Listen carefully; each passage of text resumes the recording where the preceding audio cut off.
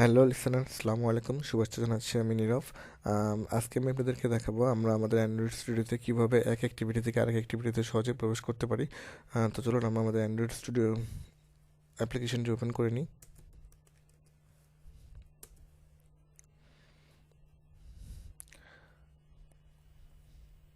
আমাদের Android studio অ্যাপ্লিকেশনটি open হচ্ছে।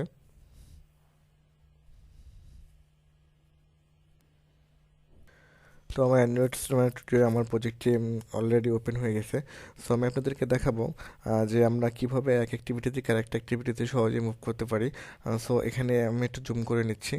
এখানে আমি একটা বাটন রেখেছি। এখন আমি চাচ্ছি যে আমি এই বাটনে যখন ক্লিক করব তখন আমি এই একটা পেজ থেকে আরেকটা পেজে প্রবেশ করব। সো এই জন্য আমাকে অবশ্যই ইন্টেন্টের হেল্প নিতে হবে। এবং অ্যান্ড্রয়েড স্টুডিওতে ইন্টেন্টই একমাত্র ওয়ে যেটার মাধ্যমে আমরা এক অ্যাক্টিভিটি থেকে আরেকটা অ্যাক্টিভিটিতে প্রবেশ করতে পারি। তো চলুন তার আগে আমরা একটা অ্যাক্টিভিটি নিয়ে নিই। অ্যাক্টিভিটি নেওয়ার জন্য আমাকে প্রথমে আমাদের প্যাকেজের মধ্যে আসতে হবে। প্যাকেজের মধ্যে এসে আমাদের যে লাস্ট যে প্যাকেজটা থাকবে, প্লাস আপনি ইচ্ছে করলে আরও প্যাকেজ নিতে পারেন। সো এখানে এসে নিউ এসে অ্যাক্টিভিটিতে এসে এমটি অ্যাক্টিভিটি নেব। সো আমরা এই অ্যাক্টিভিটির নাম দিই হোম অ্যাক্টিভিটি। ফিনিশ করে দিব। তো এবার চলে যান আমরা ডিজাইনে চলে যাই।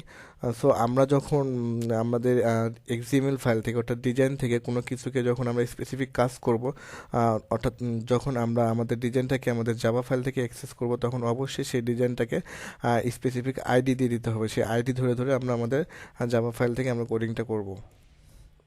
সো আমরা বাটনের এখানে একটা আইডি দিয়ে দিচ্ছি। আইডি দিয়ে দিলাম বাটন।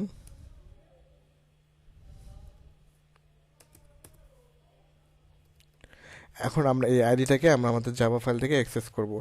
মেইন অ্যাক্টিভিটির জন্য আমরা মেইন অ্যাক্টিভিটিতে যাচ্ছি, যে আমরা এখানে বাটন ক্লাসটাকে ইম্পোর্ট করব।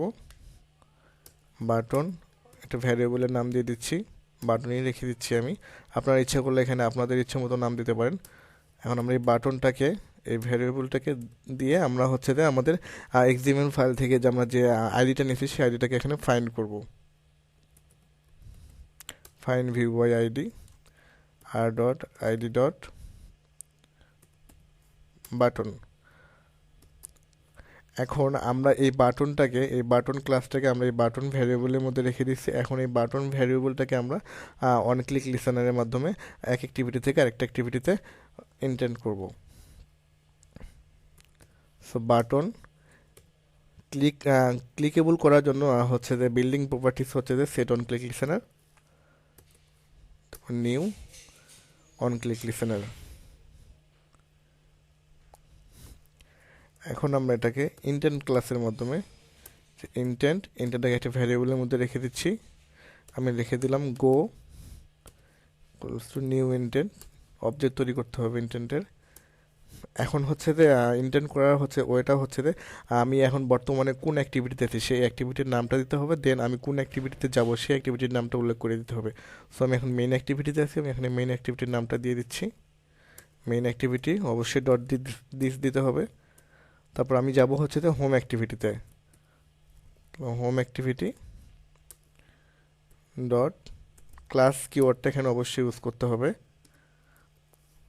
এখানে স্টার্ট অ্যাক্টিভিটিটাকে আমরা গো করে দেবো, যেহেতু গো ভ্যারিয়েবলের মধ্যে আমরা ইন্টেন্ট ক্লাসটাকে রেখেছি। আচ্ছা, এখন যখন আমি আমার এই বাটনে ক্লিক করব তখন এটা আমাকে হচ্ছে যে এই মেইন অ্যাক্টিভিটি থেকে হোম অ্যাক্টিভিটিতে নিয়ে যাবে।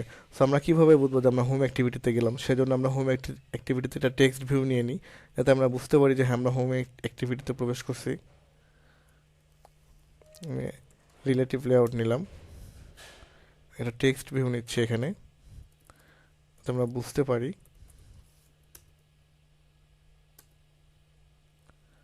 একটা রেপন্ডেন্ট করে রাখলাম।